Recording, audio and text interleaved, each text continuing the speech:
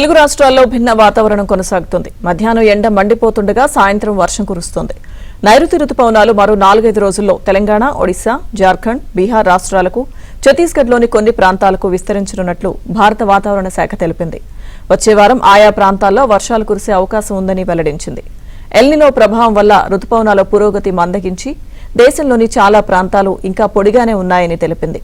3/2 జిల్లాలు ఇప్పటికీ వర్షపాతం లోటు లేదా తీవ్ర లోటుతో ఉన్నాయని వివరించింది. 741 జిల్లాలకు గాను 239 జిల్లాల్లో లోటు వర్షపాతం, 230 జిల్లాల్లో వర్షపాతం తీవ్ర లోటు నెలకొన్నట్టు పేర్కొంది.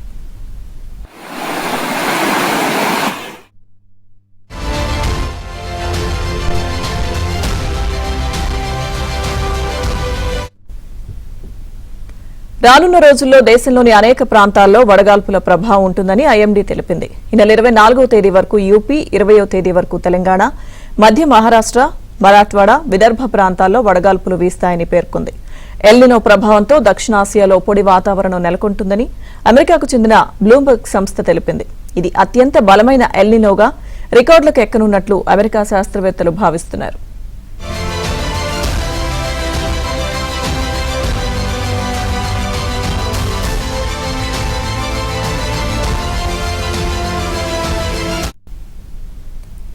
అటు ఏపీ, తెలంగాణలోని పలు ప్రాంతాల్లో వర్షాలు కురిశాయి. మిగిలిన చోట్ల ఎండ తీవ్రత, ఉక్కపోత కొనసాగాయి. ఉష్ణోగ్రతలు సాధారణం కంటే 3 నుంచి 4 డిగ్రీలు ఎక్కువగా నమోదయ్యాయి.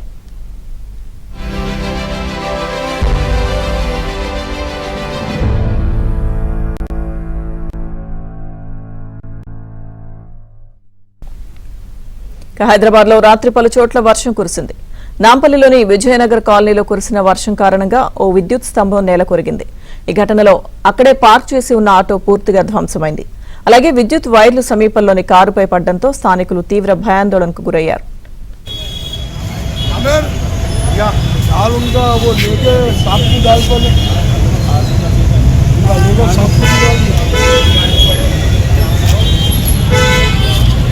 ऑलरेडी ई को बोलेगा तो भाई 2 दिन बाद अरे ये काम की नहीं है जी, इसी काम की नहीं है। अरे नहीं मेरे भाई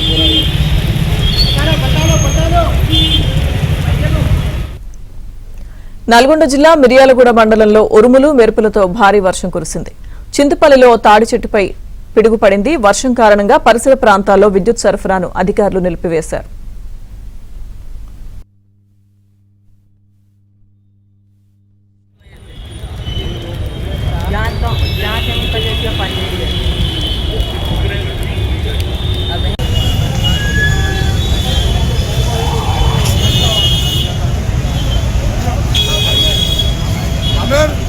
या चाल उनका वो